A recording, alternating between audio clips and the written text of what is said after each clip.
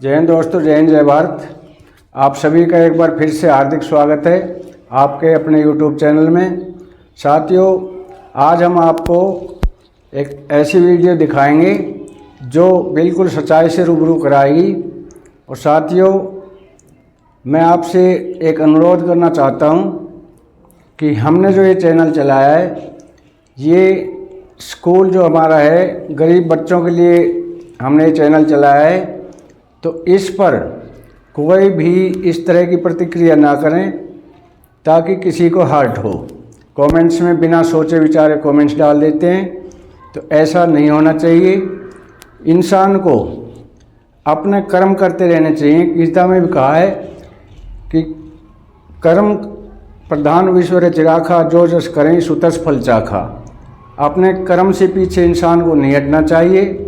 तो मैं आज आपको दिखाऊंगा कि प्रियंका गांधी ने जो 12 लाख की हमारी टैक्स की एग्जेम्पशन दी थी, उसमें प्रियंका गांधी ने क्या प्रतिक्रिया की और पब्लिक को किस तरह से समझाया कि हमें एक्स सर्विसमैन है, पेंशनर है, उनको इस छूट से कोई लेना देना नहीं है, क्योंकि उनकी इतनी कमाई ही नहीं है तो उनको छूट कहाँ से मिलेगी। तो किस तरह से उन्होंने सरकार की पोल खोली और इस टैक्स पर, 12 लाख की छूट के टैक्स पर प्रियंका गांधी ने क्या कहा, उन्हीं के द्वारा सुने। बजट की चर्चा हुई। ठीक है, इन्होंने कहा मिडिल क्लास के लिए ये जो टैक्स का स्लैब है इसको 12 लाख तक कर दिया, 12 लाख तक मुफ्त है, टैक्स नहीं होगा। ठीक है, लेकिन कोई इनसे पूछ रहा है कि कितने लोग इस देश में, कितने लोग टैक्स भरने लायक हैं? कितने लोग इतना कमा भी रहे हैं कि वो टैक्स भरेंगे, कि वो 12 लाख रुपए कमा पाएंगे एक साल में? मैं बताती हूं, 7 करोड़ लोग, लेकिन 135 करोड़ जनता टैक्स नहीं भर पा रही है। 135 करोड़ जनता इतना कमा ही नहीं पा रही है। आज आप सुबह उठते हैं, आपकी हर चीज पे जीएसटी का टैक्स है। हर चीज पे, दांत मंजन पे है, दवाइयों पे है, स्कूल की वर्दियों पे है, मोजे जूतों पे है, किताबों पे है, हर चीज पे जीएसटी का टैक्स है। खास तौर से जिनकी छोटी छोटी दुकानें हैं, जो अपना छोटा बिजनेस चलाते हैं, वो समझ रहे हैं मैं बात क्या कर रही हूं, कि जीएसटी को लेकर किस तरह से छोटे बिजनेस भी खत्म होने के कगार पे हैं, क्योंकि हर चीज पे टैक्स है, हर चीज महंगी हो गई है। मैंने आपसे बात की जब मेरी शादी हुई थी, मुझे याद है कि 100 ग्राम का जो मक्खन है 12 रुपए का मिलता था, एक थैली दूध 7 रुपए की मिलती थी। आज बताइए, आज तो 75 रुपए से ज्यादा हो गया है। इतना सा मक्खन। आप मक्खन खाते हैं, ब्रेड खाते हैं, चाय पीते हैं, कुछ भी लेंगे, आज आप उस पर टैक्स भर रहे हैं। और कमा क्या रहे हैं? हर जगह बेरोजगारी है, तमाम पद खाली पड़े हुए हैं। सरकारी पद आपको मालूम है 25,000 खाली हैं दिल्ली में। केंद्र की सरकार के भी पद खाली हैं। अब बेरोजगार बच्चे हैं। देखो, आजकल वो जमाना नहीं है कि आप अपने बच्चों को पढ़ाएंगे लिखाएंगे नहीं, कि अगर आप छोटा कारोबार कर रहे हैं कहेंगे कि चलो 12 साल का हो गया, इसको इसी में लगा देते हैं। वो जमाना नहीं है। आज आप खुद पढ़ाना चाहते हैं अपने बच्चों को। आप चाहते हैं कि आपका बच्चा जो है आपसे ज्यादा तरक्की करे, कि जो संघर्ष आपने देखे हैं वो बच्चा ना देखे। हम सब वैसे ही हैं। मुझसे अगर आप पूछेंगे क्या नहीं चाहती मैं अपने बच्चों के लिए, तो मैं सोचती हूँ मेरा सबसे बड़ा संघर्ष यही था कि हमने जीवन में बहुत हिंसा देखी। पिताजी की मौत हो गई आकस्मिक, उनको मार डाला गया, दादी जी की को भी मार डाला गया हमारे अपने घर में।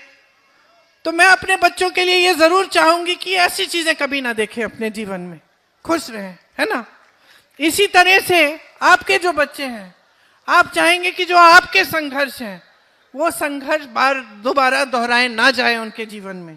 इसलिए आप चाहेंगे कि आपके बच्चे पढ़े लिखे हों, कि कहीं पे जॉब लग जाए, नौकरी लग जाए, अपना भविष्य बनाएं, बड़े होकर आपको भी मदद करें, आपकी देखभाल करें। यही हम सब चाहते हैं, चाहे किसी भी कोई भी परिस्थितियों में हो हम। आजकल आपके बच्चों की जो उम्मीदें हैं, आशाएं, वो भी अलग हैं। एक जमाना था, हम छोटे थे, 2 चॉकलेट मिला करते थे दुकानों में, एक 5 स्टार, एक एक्लेयर। आज क्या क्या नहीं मिल रहा है। खिलौने की दुकान एक होती थी, उसमें 1-2 गुड़ियां मिल जाती थी। आज कैसी कैसी चीजें मिल रही हैं। आज छोटे छोटे बच्चे फोन मांग रहे हैं आपसे, कह रहे कि हमें अच्छे अच्छे कपड़े चाहिए, भाई वो वाले जूते चाहिए हमें जो उस दुकान में है, महंगे वाले। तो आपके बच्चों की भी आकांक्षाएं जो है, महत्वाकांक्षाएं हैं, वो भी बदली हैं और बदलनी चाहिए।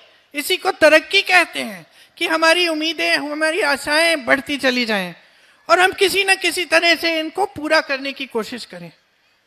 लेकिन अकेले नहीं कर सकते ना, अकेले नहीं कर सकते। सरकार की मदद की जरूरत है, सहायता, समर्थन की जरूरत है। रोजगार बनाता कौन है? रोजगार 2-3 जगह से आते थे पहले। एक तो खेती से आते थे, अब आप शहर में रहते हैं तो खेती से शहर में तो आएंगे नहीं। छोटी दुकानें, छोटे बिजनेस रोजगार दिलवाते थे।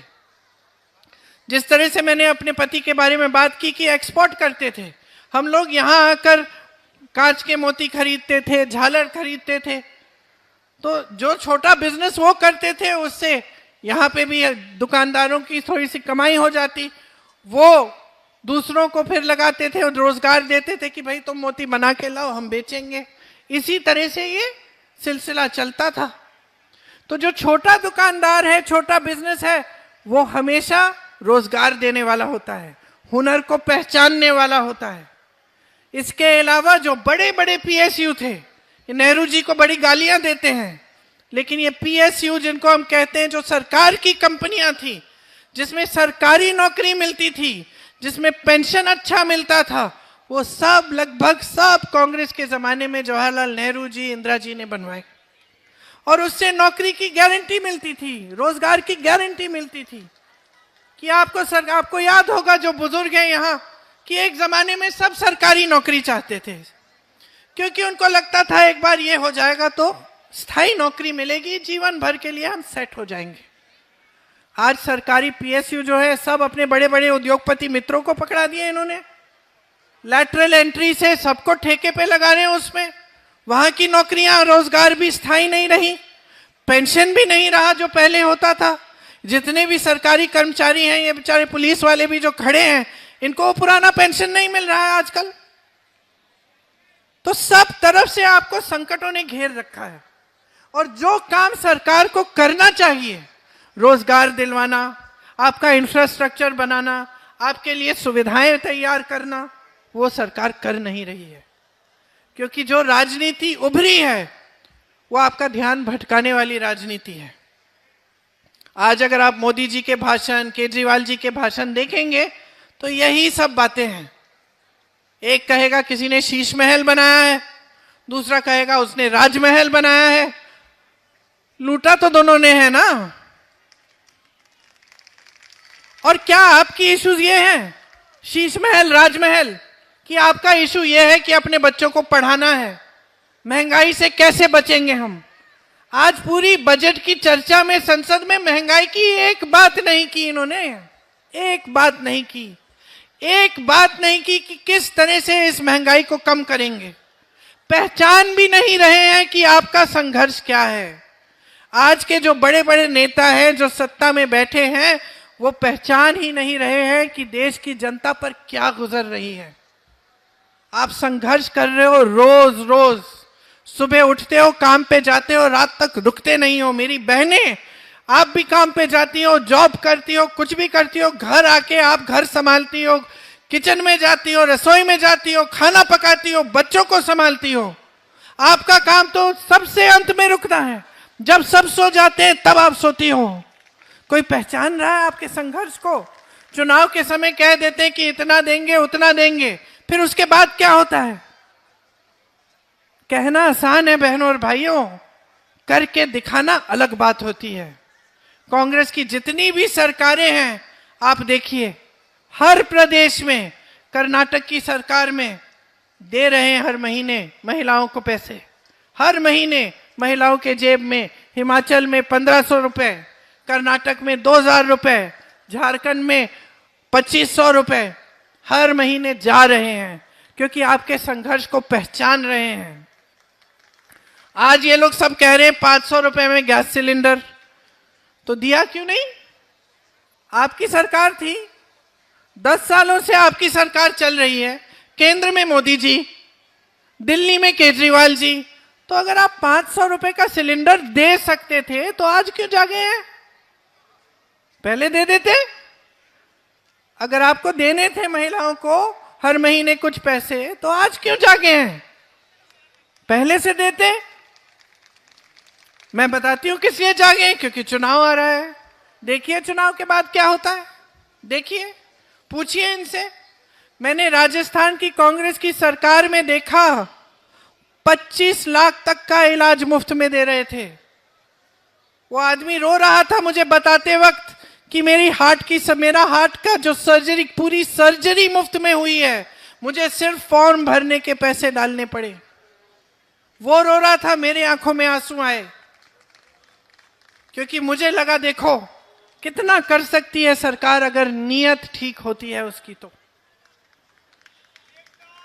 अगर नीयत ठीक होती है तो नेता समझता है कि देश की संपत्ति देश की जनता के हाथों में होनी चाहिए, उसको लूटने की कोशिश नहीं करता, उसको अपने बड़े बड़े उद्योगपति मित्रों को देने की कोशिश नहीं करता।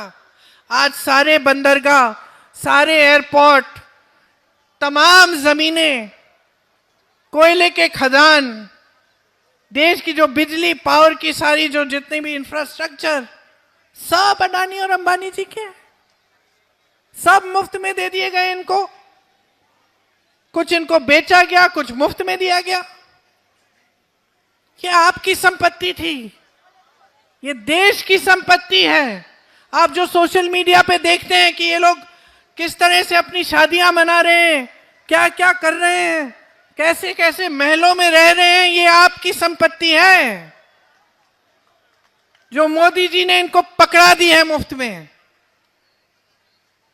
यही थे वो पीएसयू जिनसे आपको रोजगार मिलता था, जो आज इन सब के हैं। कुछ दिनों पहले मैं वायनाड गई, जहां से मैं सांसद हूं। वहां एक ड्राइवर मिला मुझे हवाई अड्डे में। मैंने कहा कहाँ के हो? कहता है मैं कहीं और का हूं, मैसूर का हूं। मैंने कहा यहाँ कैसे? कहा कि जी वो अडानी साहब को दे दिया गया पूरा हवाई अड्डा, तो हम 200-300 लोग काम कर रहे थे, हमको सबको निकाल दिया गया। तो मैंने कहा कितना टाइम दिया था? बोला कुछ यही 10-15 दिनों में सबको कह दिया कि जाओ अलग अलग जगह चले जाओ। तो मैं यहां आ गया हूं। तो इस तरह से तमाम रोजगार घट रहे हैं, इनके राज में बढ़ नहीं रहे, घट रहे हैं। और ये देश तरक्की नहीं कर पाएगा अगर यहां रोजगार नहीं बनेंगे। आप अगर देखिए तो चीन में देखिए, चीन में प्रोडक्शन का काम होता है, मैन्युफैक्चरिंग का काम होता है, तेजी से आगे बढ़ रहा है।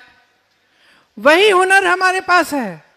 हमारे पास हुनर है, हमारे पास जनता है, हमारे पास पढ़े लिखे नौजवान हैं, लेकिन कोई रोजगार ही नहीं दे रहा, कोई मौका ही नहीं दे रहा। हम चीन का मुकाबला कैसे करेंगे? हम कर सकते हैं, हम में क्षमता है, हमारी जनता में क्षमता है, लेकिन जो सरकार है उसकी पॉलिसी ठीक होनी चाहिए, विजन होना चाहिए कि हम करना क्या चाहते हैं देश के लिए, एक सोच होनी चाहिए। आज ये सब गाली गलौज करते हैं पंडित नेहरू जी का, लेकिन विजन था। उनकी विजन की वजह से ये हिंदुस्तान यहां पहुंचा है। उनकी विजन की वजह से, हमारे लोकतंत्र की वजह से आज हमारी हालत बांग्लादेश, पाकिस्तान और श्रीलंका जैसे नहीं हुई।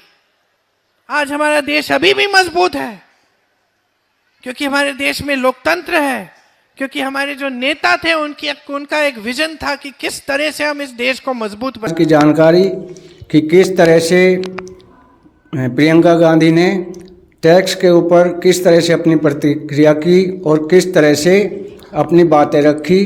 तो साथियों, आज की वीडियो यहाँ तक। कल फिर मिलेंगे इसी तरह की किसी अन्य जानकारी को लेकर। तब तक के लिए जय हिंद, जय भारत।